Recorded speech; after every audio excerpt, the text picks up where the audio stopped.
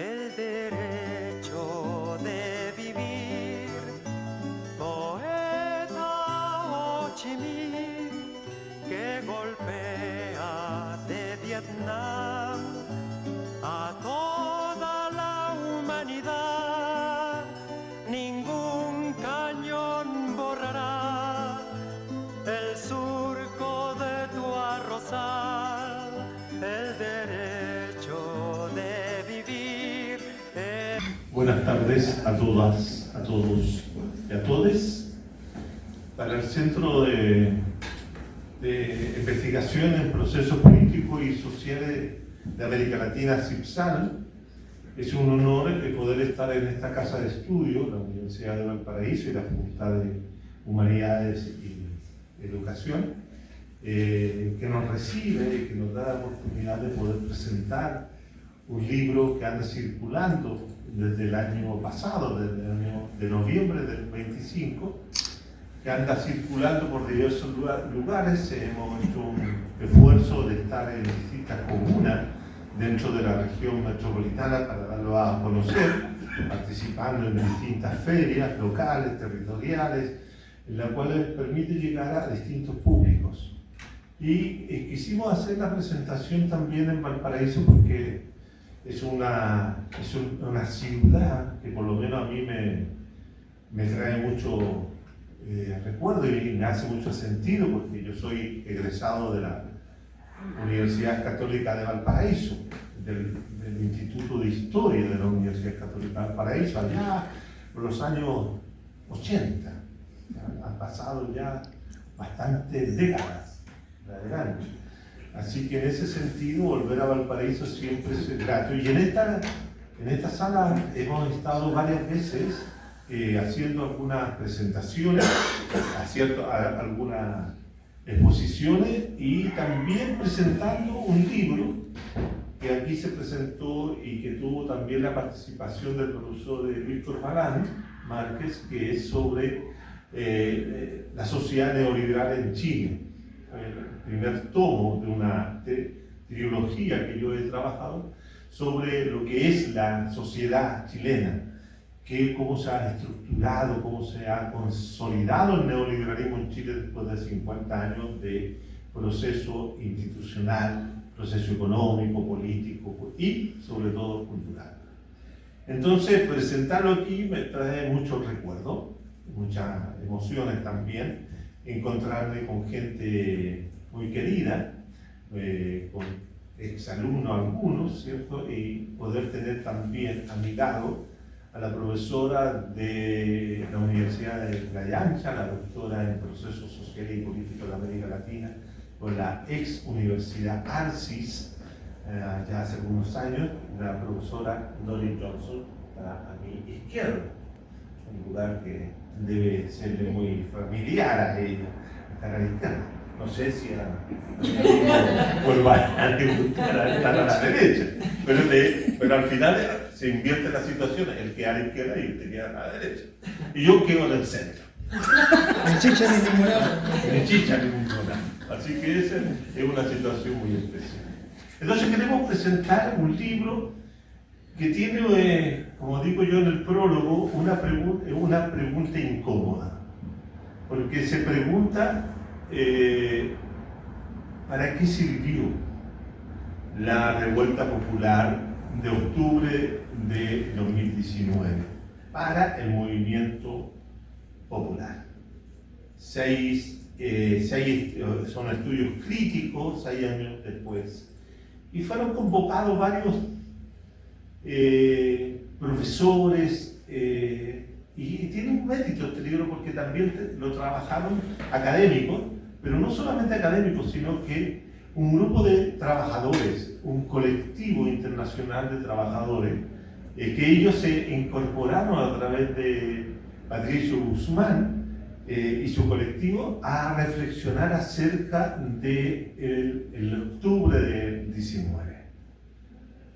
Yo creo que es interesante hacer estas mezclas, estas interrelaciones, estas combinaciones que permiten que los trabajadores, que no son académicos, que no son personas que trabajan de manera sistemática en las ciencias sociales con una perspectiva bien específica, bien ordenada, con un método, ¿cierto?, que a las personas le obligan a hacer en la academia.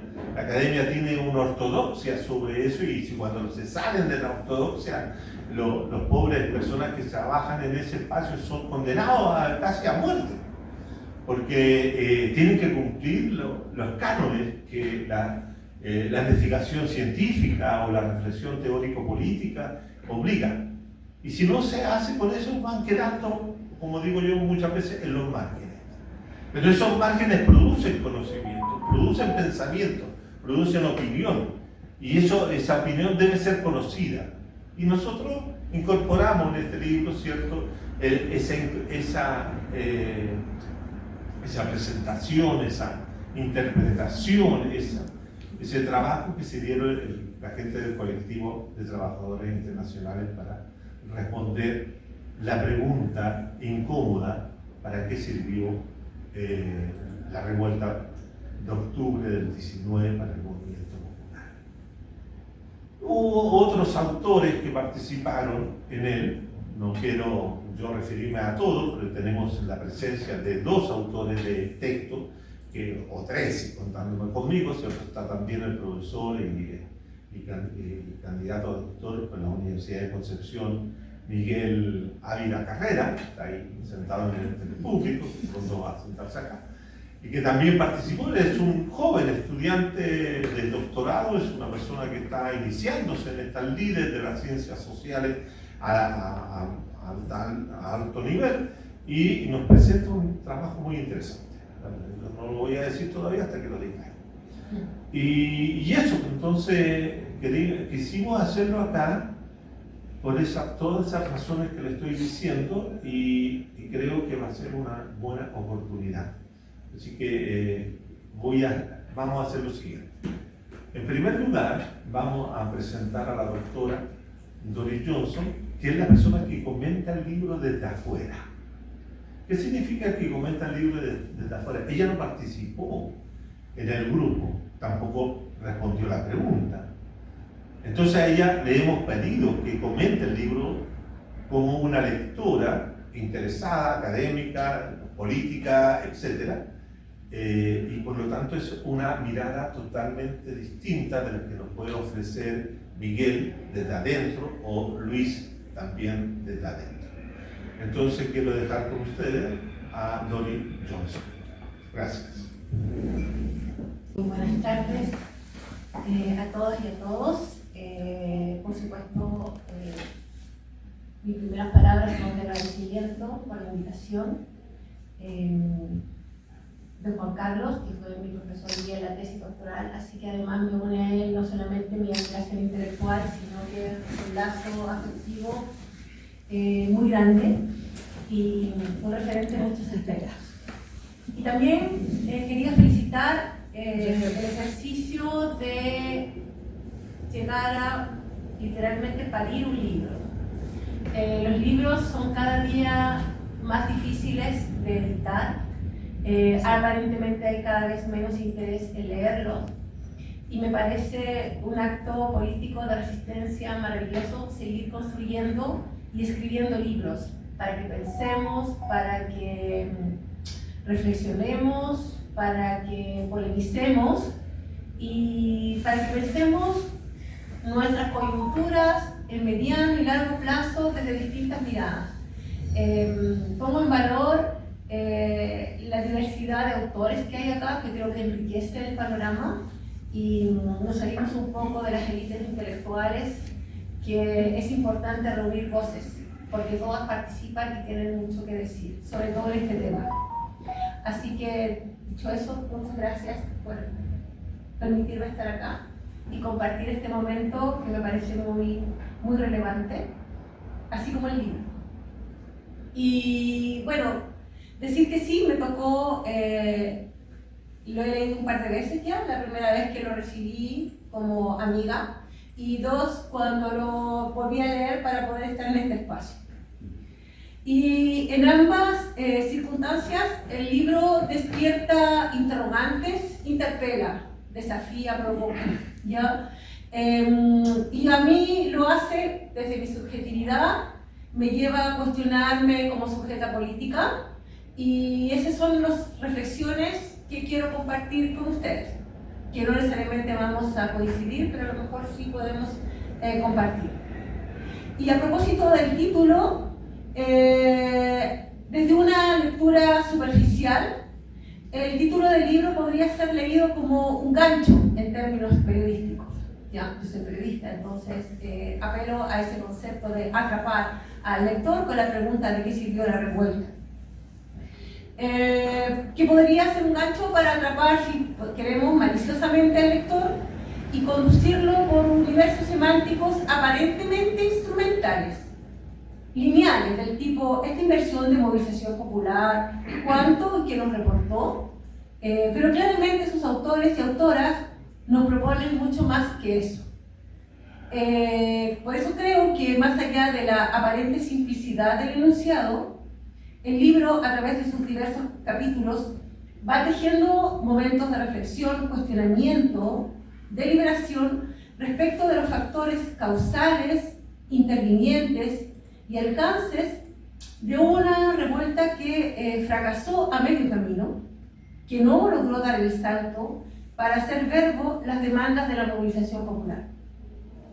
Con ese norte, el libro se abre a una amplitud de miradas, nos sitúa en las subjetividades de las organizaciones, de los colectivos, en la complejidad rizomática del mundo social, político, en un modelo de sociedad neoliberal.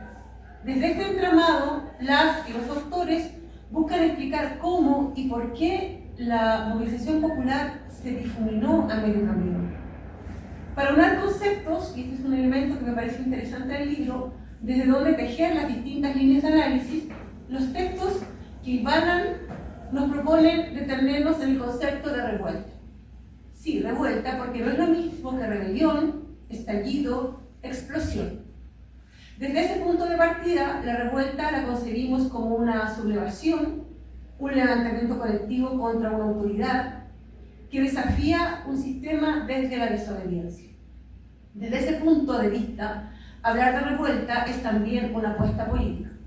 Sin embargo, aquel 19 de octubre, el momento insurreccional quedó atrapado en el impulso, en una fase preoperacional, sin llegar a rozar las estructuras centrales de la sociedad, que es lo que se describe, a mi juicio, muy acertadamente en distintos ángulos durante todo el despliegue del libro.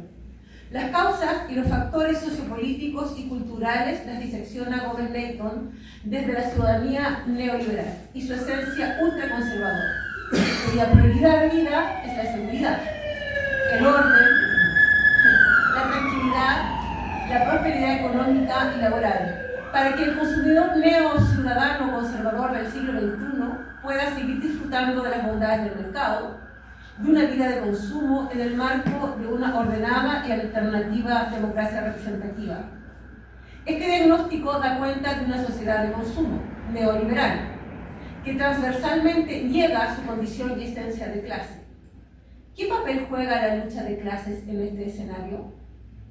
Una sociedad desideologizada ya no piensa en términos de clase.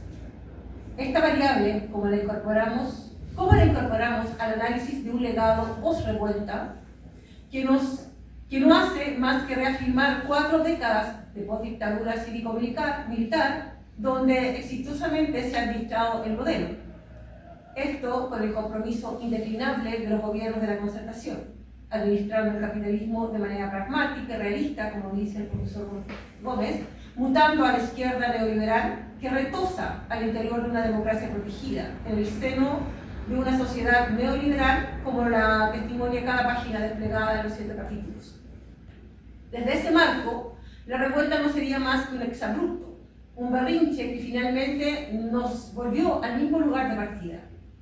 Podríamos decir que finalmente los asesinados, asesinadas, las víctimas de las violaciones de los derechos humanos, las y los mutilados que se inmolaron, se sacrificaron por y para nada. Pero los procesos socioculturales y políticos son más complejos.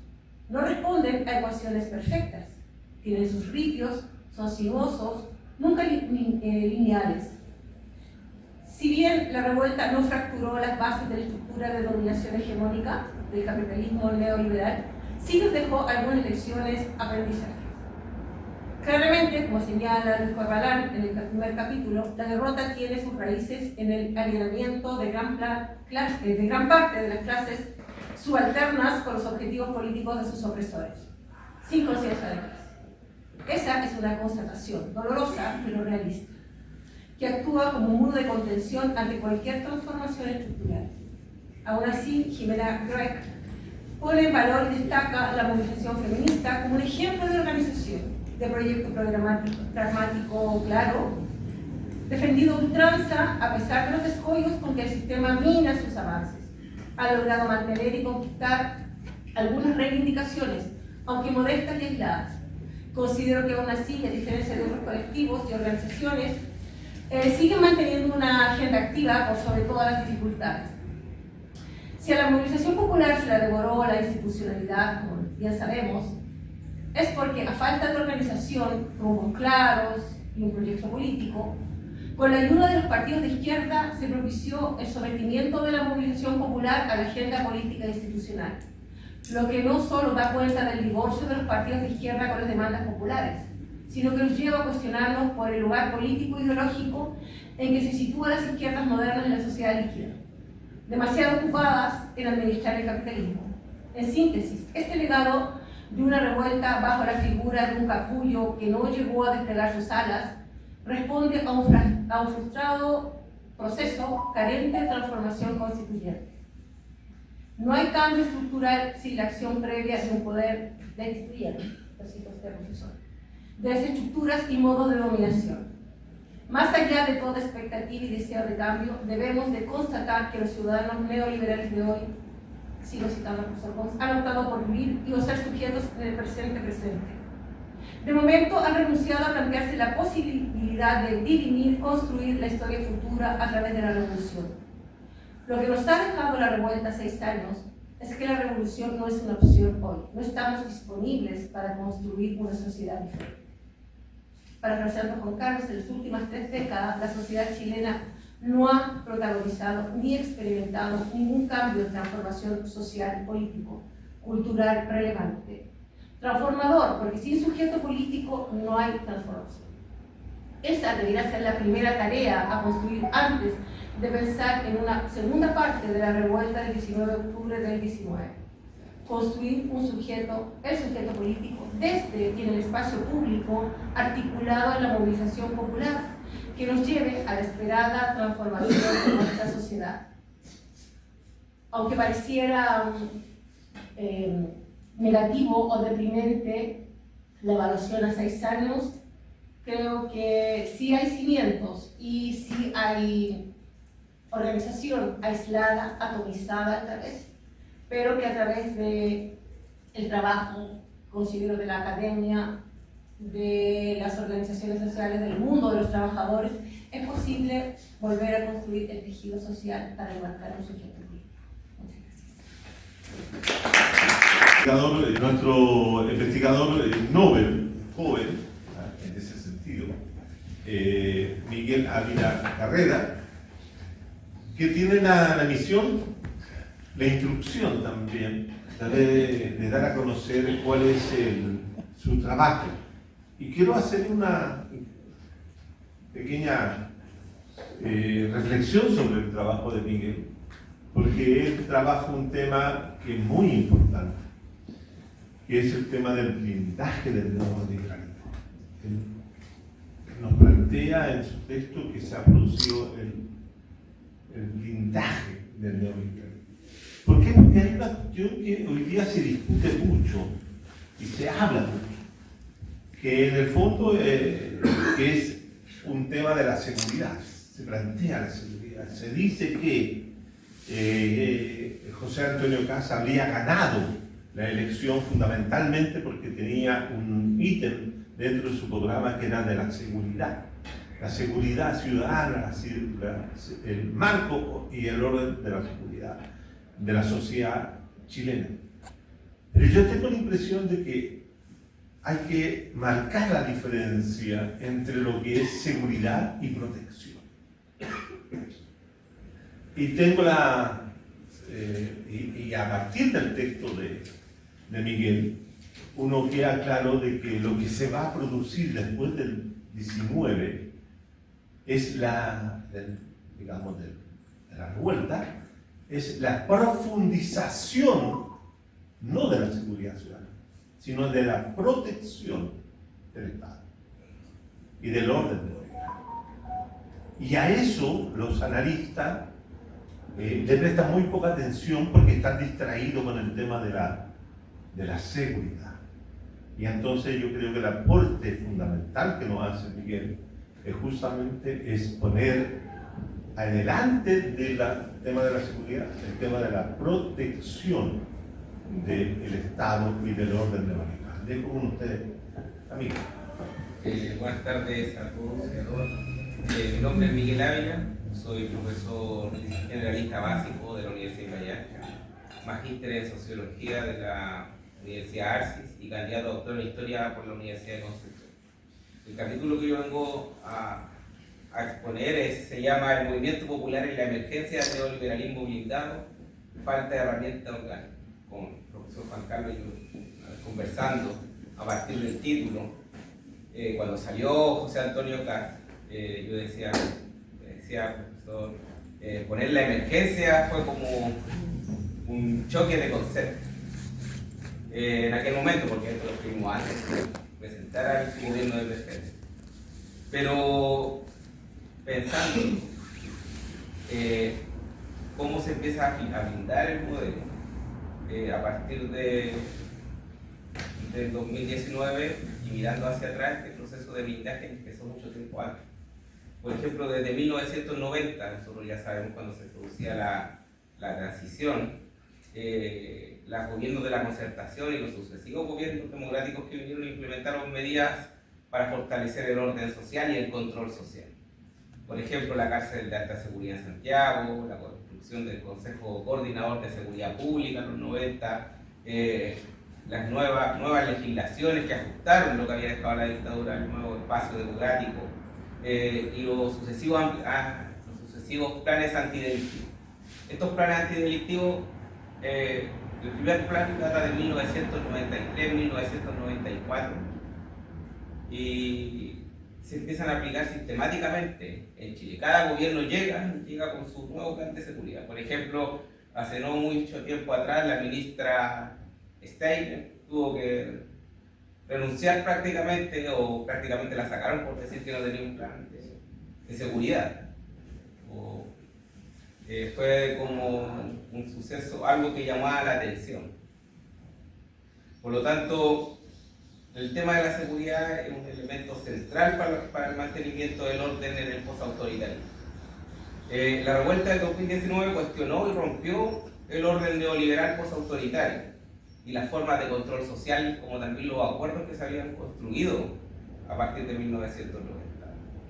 Y ese proceso de ruptura posibilitó el desarrollo de un proceso de transicional desde el orden social posautoritario a una nueva noción de orden. El proceso constituyente en sí mismo es un proceso transicional, es un mecanismo transicional. Yo lo pensaba, por ejemplo, como lo planteaba Garretón, como lo planteaba Guillermo Doren cuando habla de las transiciones. ¿Cómo se constituyen transiciones por colapso o transiciones tuteladas? Una transición tutelada pone los límites. Me parece Gress, el profesor Gress también decía que en Chile no se hablaba del año 90 de una transición que tuviera como algo escrito, pero él decía que la Constitución de 1980 era básicamente todo, fijaba todas las normas, que es cómo iba a ser la sociedad chilena posterior a 1990. Por lo tanto, la construcción de la Asamblea Constituyente o el mecanismo del acuerdo por la paz social y la nueva Constitución ya es un mecanismo que permite una transición, porque fija ciertos mecanismos de cómo se va a reconstituir el orden, cómo se van a reconstituir los marcos que se va a desarrollar, jurídico en que se va a desarrollar la sociedad. Por lo tanto, en ese proceso se construyen nuevas formas para fortificar el orden, que se encadenan con la doctrina de la seguridad nacional, la seguridad pública y la seguridad ciudadana, que se habían venido aplicando durante la década de los 90. Por lo tanto, es necesario mirar y abordar los mecanismos construidos en ese periodo del 2019 al 2021 para blindar el orden social. Nosotros podemos ver este proceso de forma tangible. Por ejemplo, cómo se blindaron los espacios públicos. Nosotros de un momento a otro, en un par de semanas, salíamos al centro de Santiago y también acá en Valparaíso y estaban todos los espacios públicos blindados. Todos los comercios con una coraza de fierro soldada afuera, estaban los semáforos por antivandálicos, se pusieron protecciones antivandálicas.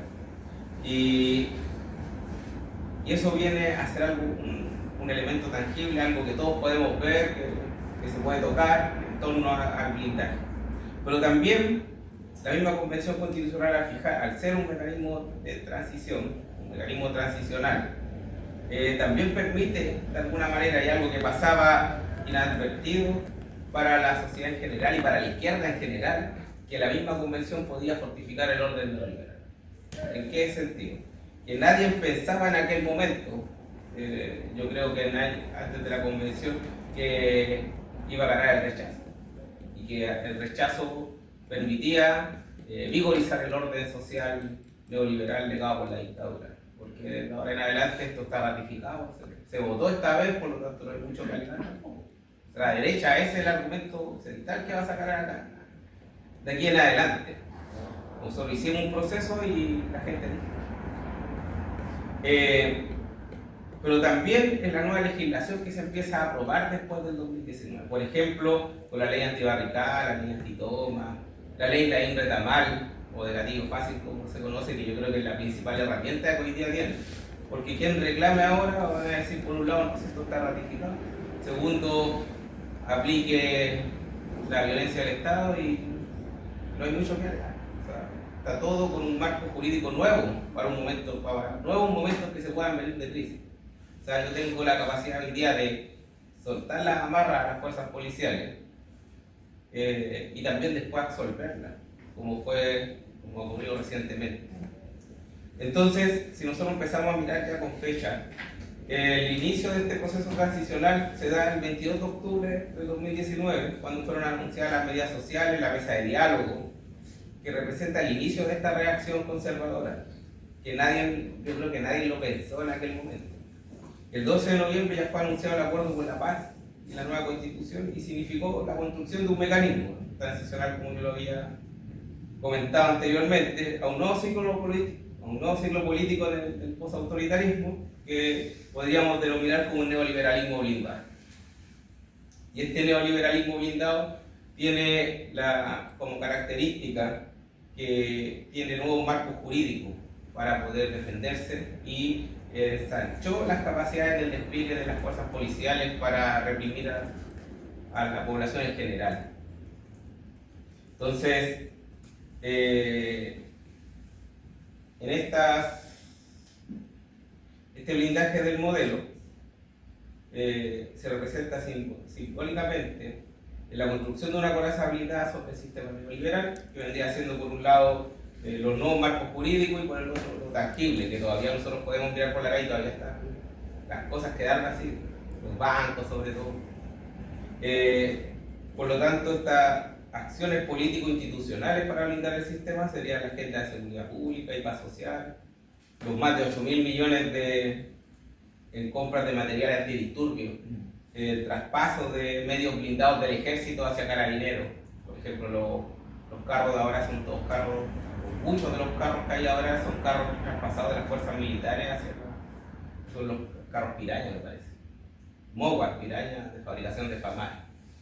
Y la construcción del Ministerio de Seguridad, que se empieza como idea a plantear por el ministro Blumen a finales del 2019. Pero la construcción de ese ministerio tampoco es nueva. Porque cuando uno empieza a mirar la documentación del Congreso Nacional de Chile, se empieza a dar cuenta que ya en el año 2004 empieza a flotar la idea de la construcción de un Ministerio de la Seguridad. Hay un documento cuando se está separando el ministerio, creando la Subsecretaría de Prevención del Delito y traspasando las policías hacia el Ministerio del Interior, donde el general de Carabineros dice que ellos no son partidarios que los traspasen en su dependencia desde el Ministerio de Defensa al Ministerio del Interior, que ellos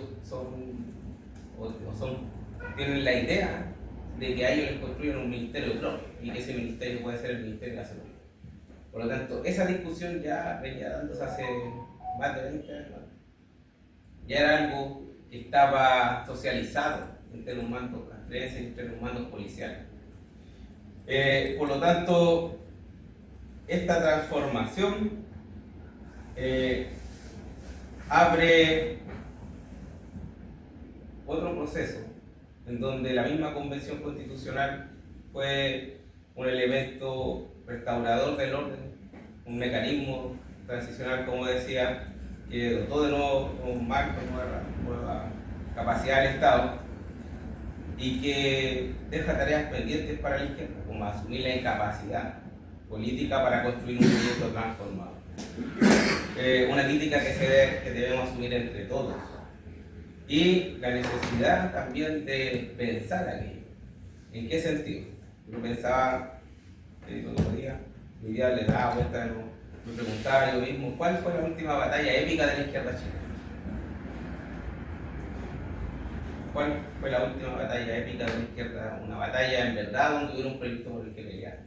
Y no diciéndolo como que hoy día una revuelta, pero no, antes se peleaba por un proyecto de sociedad como el proyecto de la Unidad Popular o el Chile Popular o cualquiera de las expresiones orgánicas de izquierda que tenían un proyecto de sociedad.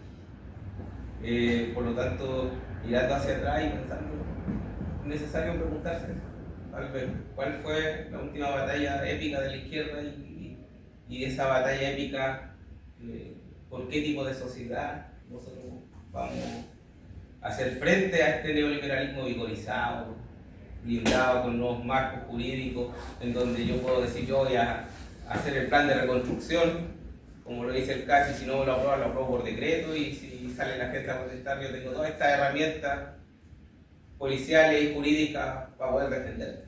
Entonces, yo me siento con la capacidad de decir, no, si no lo rechazan en el Congreso, yo lo apruebo por decreto. ¿Verdad? Esa era mi presentación del capítulo, o lo que aborda el capítulo, a grandes rasgos. Gracias.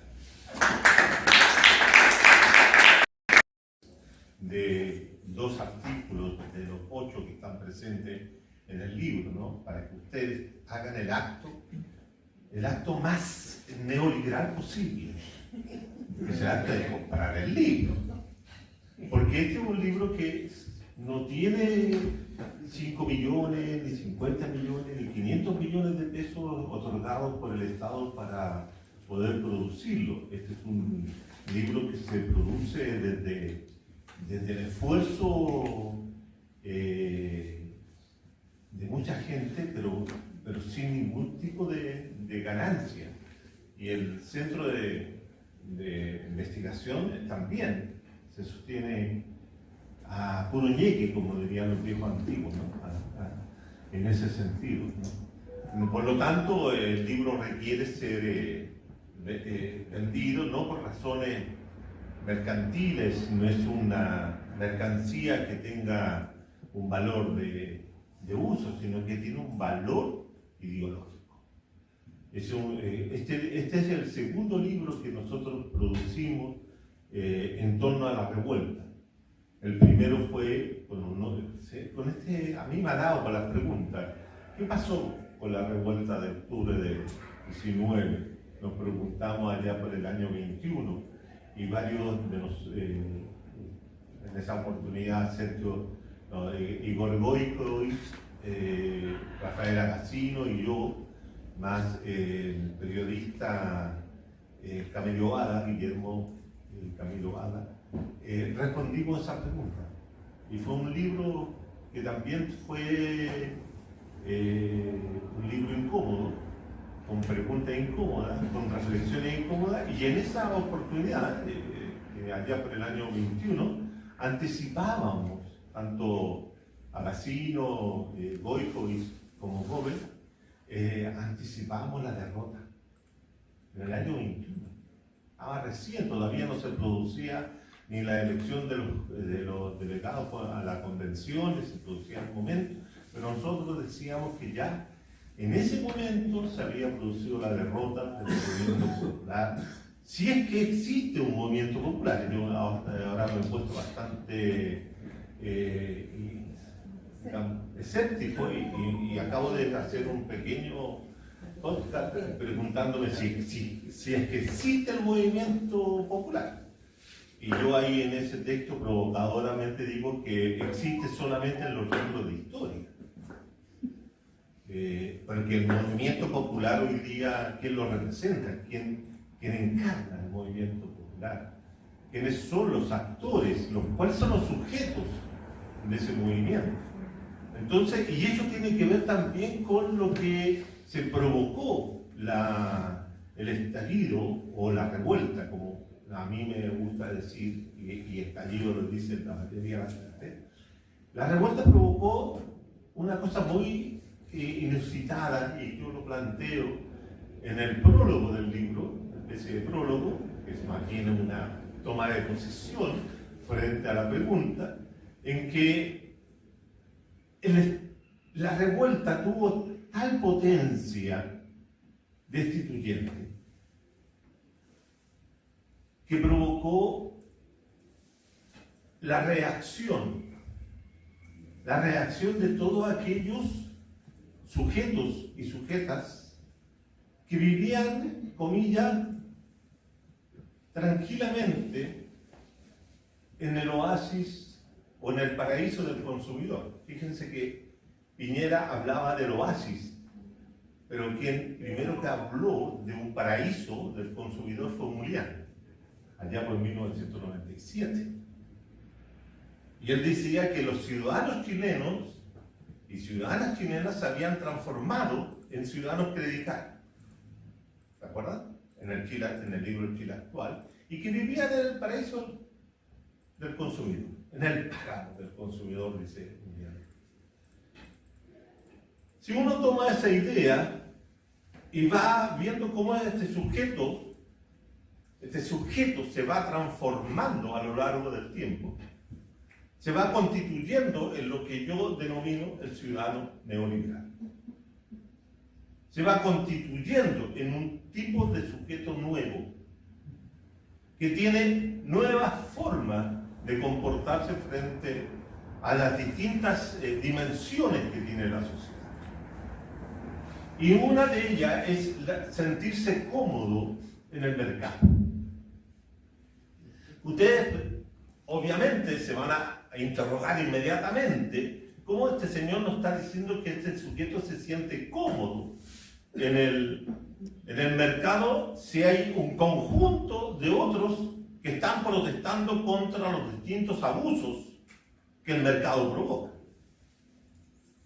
Pero había una paradoja, y yo no sé si ustedes tuvieron la oportunidad de estar en alguno de los teatros o en los espacios de conflictividad durante la revuelta. Los espacios eran bien acotados, tanto aquí en Valparaíso, como en Antofagasta, como en Concepción, como en Santiago, como en distintas ciudades, grandes o chicas, como decía Luis Corbalán, ¿cierto? Pero los espacios eran acotados. Eran lugares específicos. Y de ahí se movían y se actuaba y había toda una representación de carácter artística, teatral, ¿cierto?, dentro de ese espacio, y ahí se protestaba. Pero si uno iba, por ejemplo, al teatro principal de la revuelta, que fue la Plaza Dignidad, y el espacio de lo que era el cuadrante, podríamos decir, donde se realizaba la protesta, y uno se salía de ese espacio, cruzaba una calle, una vereda, y se encontraba con otro Chile. Se encontraba con un Chile que, por ejemplo, esto era los días viernes, El día viernes, ahí en el espacio de Las Tarrias, en la calle Las Tarrias, justamente donde estaba el Teatro de la Protesta, uno cruzaba y se encontraba que todo un resto, un conjunto de personas estaba haciendo el happy hour. Estaban teniendo el momento de distinción, de relajo del fin de semana. Y eso era muy fuerte porque era un contraste muy notorio. Y si uno seguía caminando, encontraba un mall y ese mall estaba lleno de gente. Porque la gente estaba consumiendo. Y claro, algunos estaban preocupados si se iban a ir más temprano, pero seguían consumiendo igual. Entonces era un Chile de contraste. Era uno que no se encontraba cuál era el verdadero o cuál era el que se estaba produciendo en ese momento. Entonces era como una situación bastante paradojal. Entonces, y yo observaba que por lo general los que estaban en este lado del consumo, del happy hour, eran sujetos que tenían un comportamiento apolítico. Pero ese comportamiento apolítico,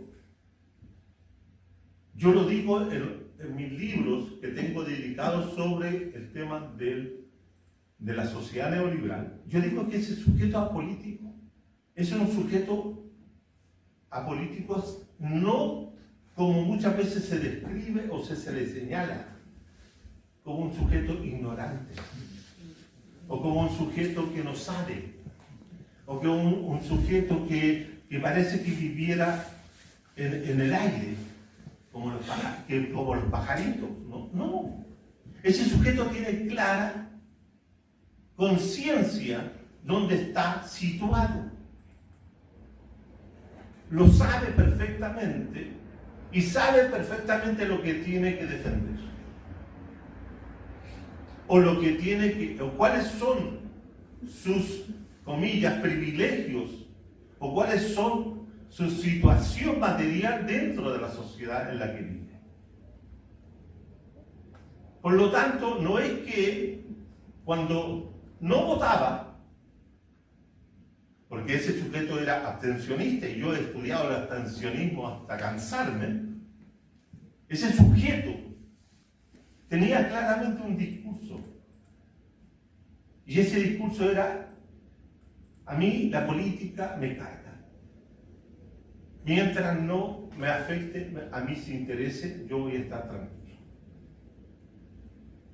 Y eso yo lo tengo documentado, tengo entrevistas, he hecho seguimiento a esa situación a lo largo del tiempo para poder caracterizar a este sujeto. Y este sujeto era muy especial, era un sujeto que tenía muy claro en la situación que vivía. Es un sujeto terriblemente chauvinista, es un chileno o chilena así tremendamente nacionalista, que llega a ser absurdo, de esos que ganaba el Chino Río y iban a la Plaza Dignidad a celebrar el triunfo del Chino Río. Aquellos que cuando fueron al 98 fueron en masa a Francia porque habían clasificado después de muchos años a un mundial de fútbol. Era lo que ellos viven en torno a la idea del nacionalismo chileno. Y eso del nacionalismo es una cuestión bien larga, de larga duración en la historia de este país. Luis ha trabajado el nacionalismo en Chile y sabe perfectamente que está profundamente arraigado el nacionalismo. Y por esa razón también, por ser nacionalistas, son bastante discriminatorios por los extranjeros, etc., ¿no? De manera que este chileno, además, era un chileno engreído, porque era un chileno que se había transformado en el tigre de la sociedad y de América Latina. Él podía, como nunca el chileno podía mirar por encima del hombro, inclusive a los argentinos, porque mirar por sobre el hombro a los bolivianos, los peruanos, los ecuatorianos, eso lo habían hecho siempre. Y ese tipo era tremendamente conservador. Pero no conservador a la antigua, sino un neoconservador. Un neoconservador que está dispuesto, inclusive, a protestar por las fallas del mercado. Pero le interesa que el mercado funcione bien. Que el mercado en su funcionamiento no genere situaciones que los economistas llaman fallas de mercado. Fíjense que todas las políticas que se desarrollaron durante la concertación y la nueva mayoría, incluso los gobiernos de derecha de Piñera, fueron políticas que solucionaron fallas de mercado, que permitían solucionar la situación para que el mercado siguiera funcionando bien. No buscaban terminar con el mercado, ni Bachelet 1 ni Bachelet 2, menos Piñera, pero sí darle solución a las fallas del mercado. ¿Por qué entonces, cuando se plantea, ¿por qué ganó Kast? Ah, no, que Kast ganó porque había una política comunicacional que hacía que la gente tuviera miedo, o que esto y este otro. Todas son posibles explicaciones distintas. Son hipótesis de explicación, que pueden explicar eso. Pero el núcleo duro de por qué ganó el rechazo y por qué ganó Kast no están aún explicados por la ciencia social. Hay solamente hipótesis generales. Pero yo tengo la impresión de que una de las hipótesis es que lo que está en el fondo de Kast, en el proyecto de los republicanos, es que ellos prometen que el mercado funcione bien, sin las distorsiones que puede introducir el Estado. Y durante los últimos tiempos, el Estado había intervenido de manera permanente en distintas áreas. Y por lo tanto, hacía que el Estado social, mínimamente, ese es un Estado social, pero rudimentario, se hiciera presente, pero para eso era una distorsión que se producía en el mercado.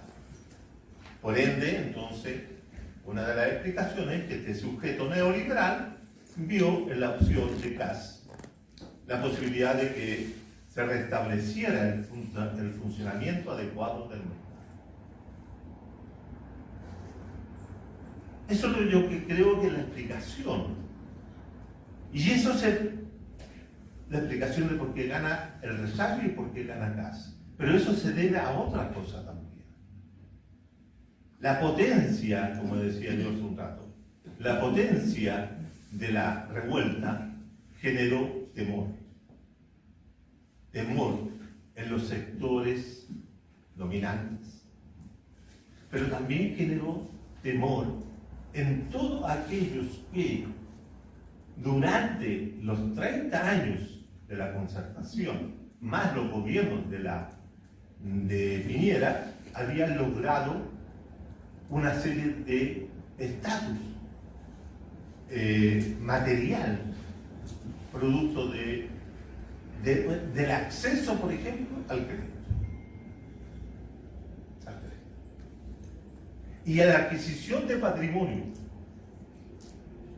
Porque hoy día no se percibe en los estudios que se han realizado la situación de los sectores populares y medios que tienen patrimonio. El patrimonio del auto. Las personas que vivimos, yo vivo en un sector popular, el hecho de que los sectores populares hayan accedido al auto y a otros bienes patrimoniales los vuelve profundamente conservadores,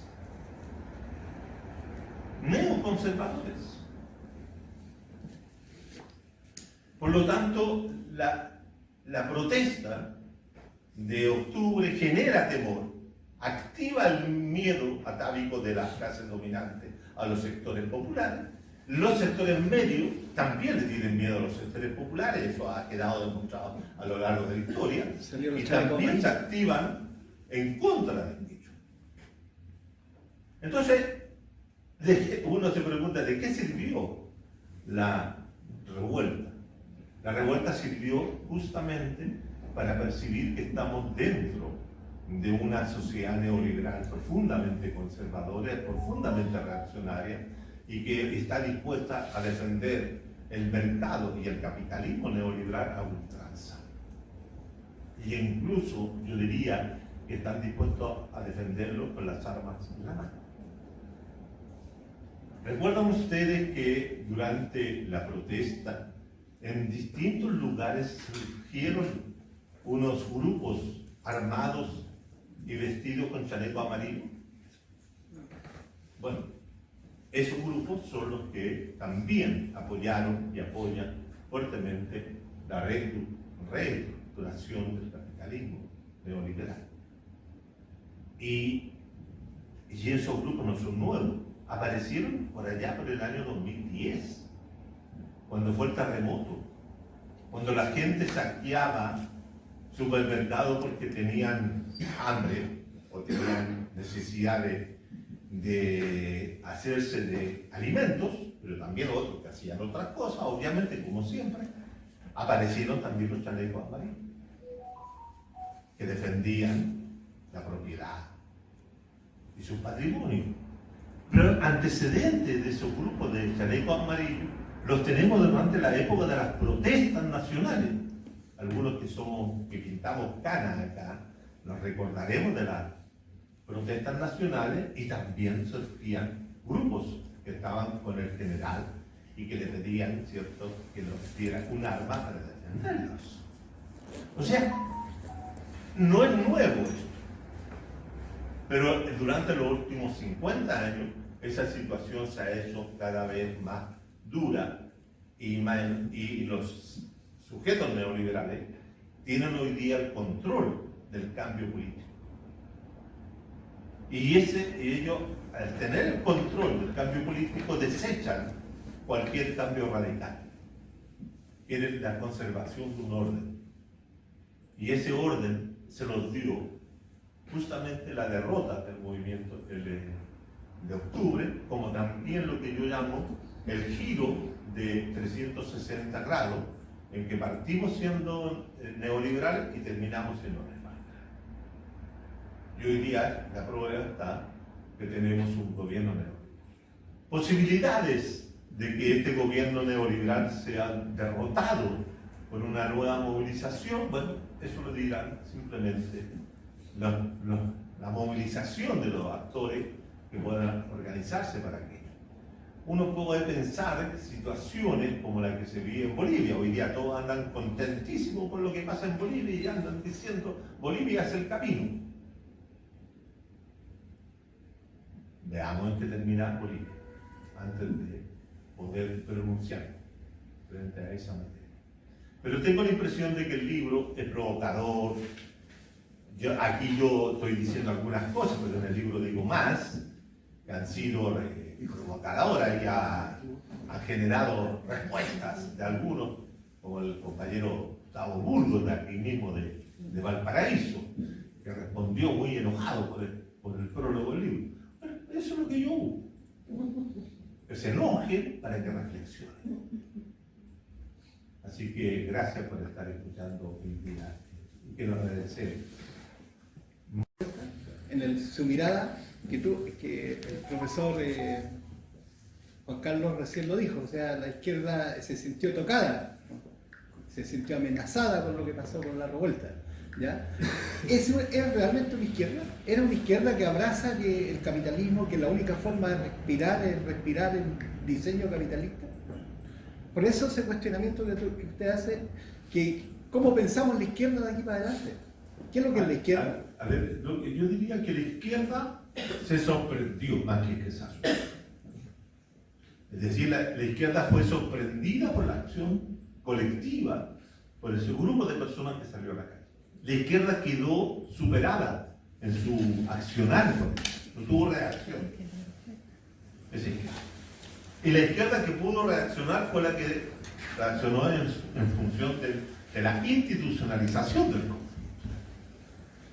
Por lo tanto, pero quien se atemorizó frente a la potencia de la revuelta, que era muy heterogénea, muy diversa, muy desordenada, si tú quieres, pero en un desorden de lo que existía, fue la derecha y los ciudadanos neoliberales. Ese es el punto central y por eso genera la reacción conservadora. Y no se genera una reacción por la izquierda para aprovechar toda esa potencia, porque la izquierda está totalmente...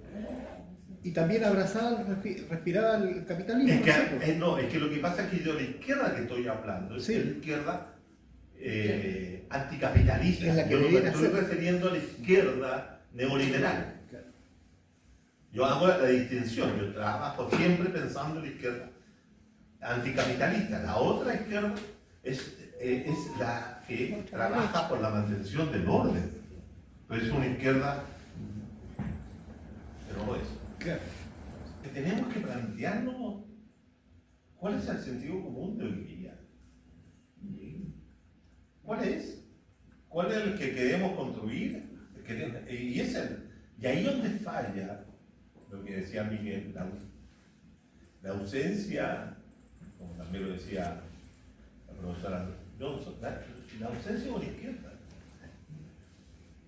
El tema central es que si nosotros creemos que la izquierda es la que tiene que conducir los procesos políticos y históricos, y eso implica una determinada concepción de lo que es el cambio político, en la cual, ¿cierto?, hay una vanguardia que sabe lo que el pueblo quiere y la que debe conducir, ese modelo, diría yo, que está fracasado, totalmente fracasado. Y lo que hay que hacer es pensar un nuevo proyecto político. Yo he dicho por ahí que hay que pensar tres cosas. Hay que pensar el proyecto político e histórico de sociedad que queremos, porque eso no lo discutimos. Siempre nos damos que está hecho, por decir la palabra socialismo, por ejemplo, y creemos que con eso estamos diciendo ya todo, y en el fondo no estamos diciendo nada. Pero hay que discutir aquello en serio. Segundo, hay que discutir el instrumento político. ¿Qué instrumento político queremos para el siglo XXI? Para el siglo XXI. Y eso todavía no lo queremos. No lo quieren discutir muchos grupos que existen porque significaría el harakiri a sí mismo. Porque eso provocaría tal vez la desintegración, la renuncia, la desaparición de muchos grupos. Y por lo tanto nadie quiere perder su espacio en ese sentido. Entonces hay que discutir cuál es el instrumento político. Y en tercer lugar, que yo creo que también es vital dentro de lo que usted está señalando, es la discusión del sujeto. ¿Cómo es el sujeto político que tenemos hoy día? Esa es lo principal. Porque dentro de la revuelta, la heterogeneidad enorme de distintos sujetos que fueron participantes de ella es total. Es decir, era un mosaico de distintas situaciones, distintas entidades, como se dice hoy día. Pero no había un solo sujeto. La búsqueda del sujeto político fundamental, como decía la profesora Johnson. Entonces, si nosotros logramos resolver esos tres elementos, podríamos estar en la posibilidad de la construcción de la alternativa que hace tanta falta le hace a la sociedad chilena. Porque fíjense ustedes que la revuelta da lugar a una reacción por la derecha. Y viene un gobierno de de izquierda, o de la nueva izquierda, que en el fondo era un gobierno neoliberal, el de Gabriel Boric, en muchos aspectos, pero fíjense que era un neoliberalismo distinto al neoliberalismo que ejerció Piñera, el neoliberalismo que ejerció Bachelet o que hizo Lagos en su momento. Es decir, todos hicieron neoliberalismo, pero todos hicieron neoliberalismos diferentes. Y eso hay que ponerle atención hoy día. Porque hoy día, gracias a los planteos que hace la derecha, y especialmente el señor Jorge Quirós, queda claro de que había una serie de políticas que afectaban el proceso de acumulación neoliberal, tal cual como lo piensan los neoliberales. Entonces, bueno, hay que estudiarlo, porque no podemos decir neoliberalismo total y completo, todo igual. ¿No? Hay que hacer la distinción para poder tener claridad y poder descubrir lo que yo digo, el sujeto de la próxima transformación.